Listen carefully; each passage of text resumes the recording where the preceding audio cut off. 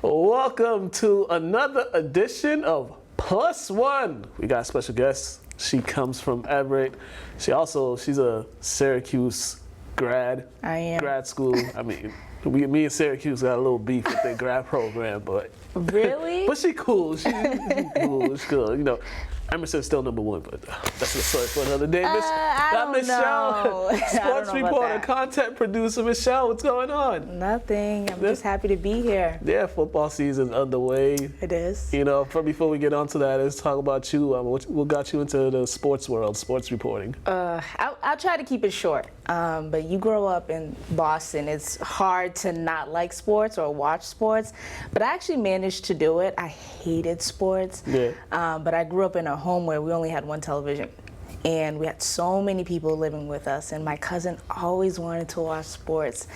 And I always used to fight it. Yeah. Until one day, and it was like 2001 NBA Finals, Sixers, Lakers, and I was like, wait, Was it I game like one? this. Was it game one when Iverson stepped over time? Yes, Yeah. yes. And I'm like, oh my gosh, I was so passionate about it. And I was like, this is what I want to do for the rest of my life. Yeah. Watch sports, talk about sports, report on sports, interview players, Yeah. you know, so I got into it after that. And it's a funny story. I love to tell it because of how it all began, but Hey, you there now. You there now. So you've been covering a lot of the local sports team. One of the sports teams you've been following is Everett High football team. Everett High sports in general, football, basketball.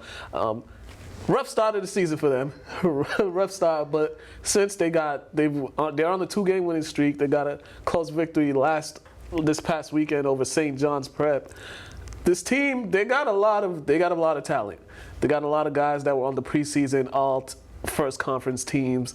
So what was the bounce back after the first game? Because, you know, you watched the first game, you're like, this isn't Everett High. Exactly. That's exactly how I felt, and I think that's how a lot of people felt who were at the stadium watching the game. But there were two things for the first game. They came across a Springfield Central team who's coming off a Division III state championship, and it's a Western school who felt like they had a lot to prove. If you look at their schedule, they're playing all powerhouses from Eastern Mass, and the first one was Everett High. So they came across a team who said, you know what, we're going to play a whole bunch of Eastern Mass teams, and we're going to show that Western Mass has some ballers. And that's what they did. They played like they had something to prove, and they were so talented, and that freshman QB was so good. But on the Everett side, first play of the season, kickoff, you had to watch your teammate leaving a stretcher. Yeah. So that was hard for them to overcome, because I'm looking at the sidelines and you're looking at their best players crying. So that was hard for them to overcome. So it was two things. It was not just Springfield Central being better, but it was Springfield Central being motivated, and then Everett having to watch their teammate leaving the stretcher. Mental breakdown mentally they weren't there. They weren't there to compete when they weren't, because these guys, you're coming off, you're playing a team that, you know, one of the best teams in the state for probably the past 20, 30 years. Exactly. They got the legacy, and you want to prove yourself. So yes, and they did. They made some noise against an Everett High School football team who's one of the best in the state. And then week 2 against Zavarian, game started off, Zavarian scored right away. And we're like, uh-oh. Yeah. Is this going to be the repeat of, you know, week 1?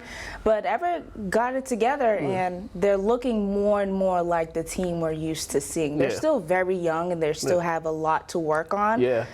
But as the season progresses, we should see them be a better team, especially when they play against teams like Medford, Malden, Somerville. A lot of those guys, and a lot of the guys that were on that preseason all first team, second team, offense and defense are juniors and sophomores. Exactly, So, a very young team. And second year coach Taylor St. Pierre said in the beginning of the season, he said, we're still ranked high in a lot of these preseason polls. And he didn't get it. He's like, yeah, I get it, we're Everett, but it's like we're not allowed to have a down year. He was like, we're very young. Yeah. So we're not there yet to compete with those top programs in the state that have more experience and more talented players. Yeah, the coach, this is his second year as a head coach, so he's also learning. Switching gears a little bit, NFL. Woo! Oh, yeah. I mean, we have the never-ending saga of Antonio Brown that continues to go on. Sunday, everybody's getting ready for NFL week. game day, everybody's getting ready, and then the tweets go off, and then it's like, okay, here we go again, and it's like, wow. It's just another way for him to make headlines on a Sunday, even though he's not on the field, and it was kind of crazy, and I guess that's what he wanted. It was Sunday.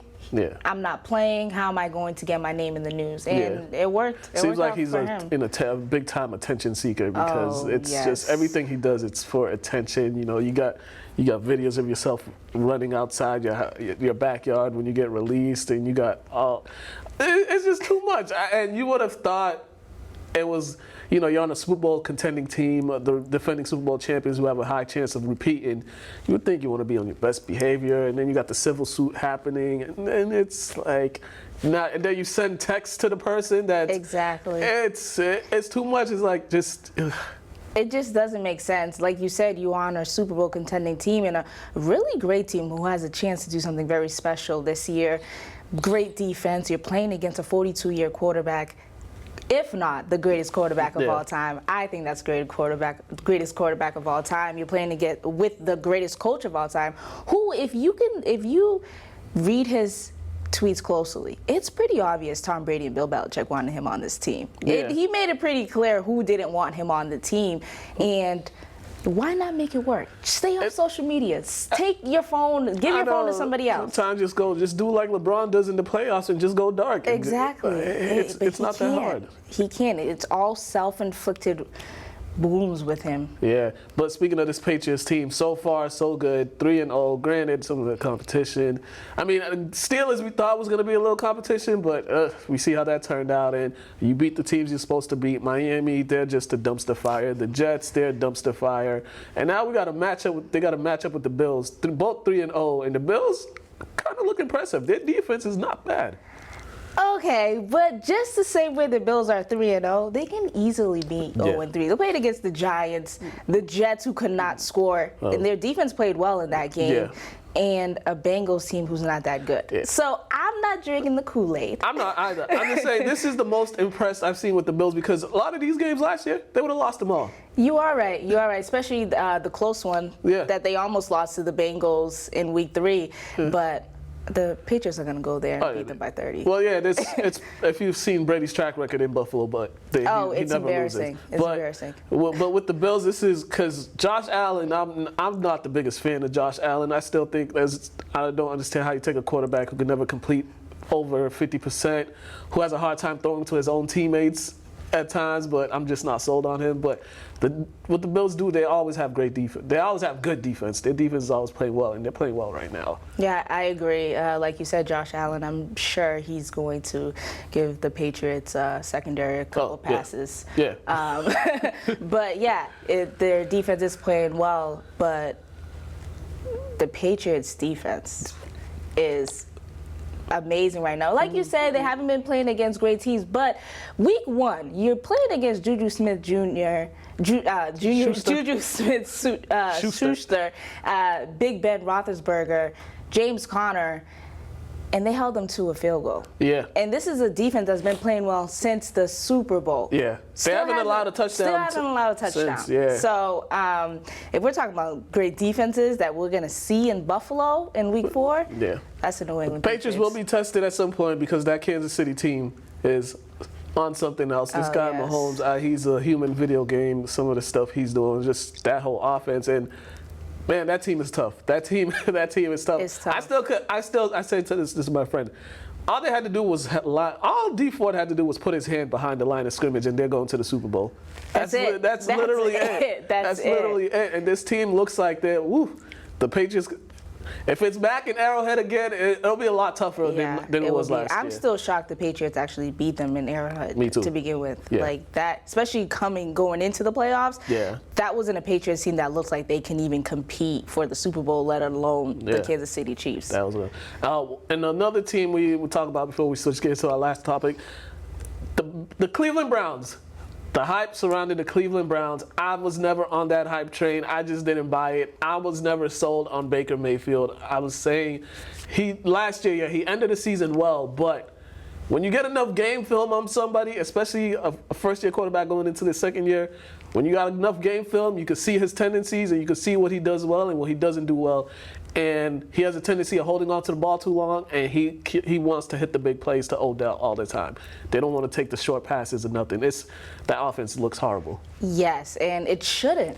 That offense, you have way too many talented players for Baker Mayfield to not be having a better season, you know, and that offense is still out of sync. And like you said, you're seeing some of those Baker Mayfield tendencies that are not good, especially on Sunday night against the Rams.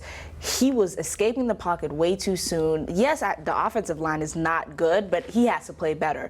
And at least, you know, run a little, you know, like we saw Daniel Jones doing. He's not doing that, and he has to play better. Maybe it's a sophomore slump. Like you said, teams have more film on you, but he has to play better if he wants people to start respecting this Browns team. Yeah, I just don't respect teams that you come in with all this hype, you're doing all this talking. Baker was doing all this talking, making all this noise as if a guy who's accomplished a lot, and right now it's tough times for them, and their schedule doesn't get easier. And my thing is they don't run the ball enough. I agree. And they got a good running back. They don't run the ball enough. I agree. Freddie Kitchens is way in over his head. Oh, yeah. I mean, he ran a draw. He might not make it to November. He might not. He might not, because he's going to be the first to go. All the players are going to stay. If the season doesn't go how people thought it would go, he's going to be the first to go. Lastly, WNBA playoffs. We have some compelling matchups. The Connecticut Sun swept the Los Angeles Sparks in the Western Conference Finals, or East. I don't even know. Because they got like the Eastern team playing.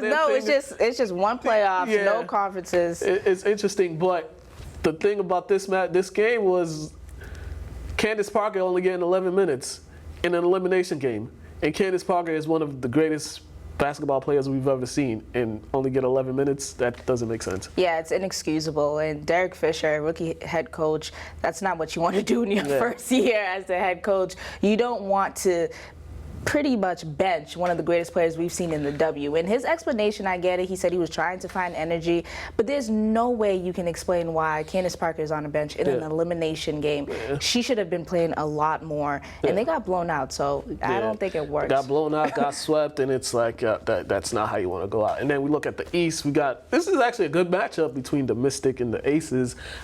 League MVP Ella Delle Donne has been having quite the season. She's been balling. And Liz Cambridge, she's also been, you know. Yeah, she's a force in the paint. And I think in Game 3, the Aces found something there with Liz Cambage and Asia Wilson. They dominated the post. 28 points for Cambage, 21 for Asia Wilson. I think they found something I think they realized the Mystics are going to have some trouble competing down low.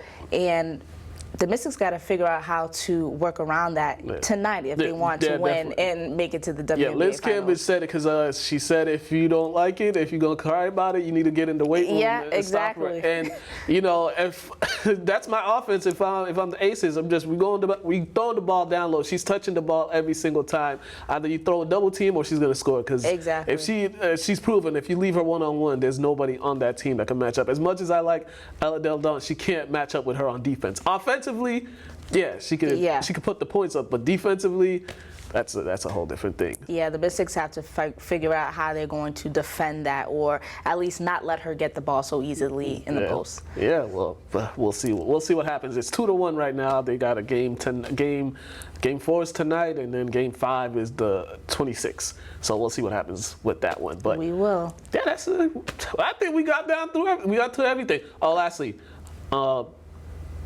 Eagles, the NFC East. Well, what's the Eagles? Their injuries once again is derailing them. Their receivers are done. Their defense is not looking good, and the Cowboys right now 2-0 in the division, and they're just looking. If the Eagles don't get it together, that's for the Cowboys. Dak Prescott is saying, "Listen, you gotta pay me about $40 million a year." You know, and it's funny because when he turned out $30 million, everyone was laughing. I was laughing, but I'm like, "Ooh, maybe he knew something we didn't know," because he's been working. He's been looking like a quarterback that needs to get paid. Yeah, and helps to have a dominant offensive line too. Oh, it sure does. You got all the time in the world. It sure does. So this NFL season is crazy. There's a lot going on. And then we saw the Monday night game last night. That was, the team from Washington, the hot mess. I don't know.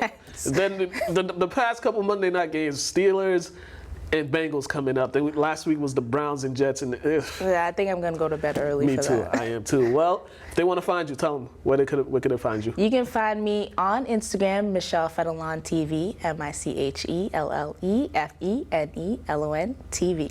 All right, that's Michelle, Mukala, +1. We're out of here. Have a good one. Awesome.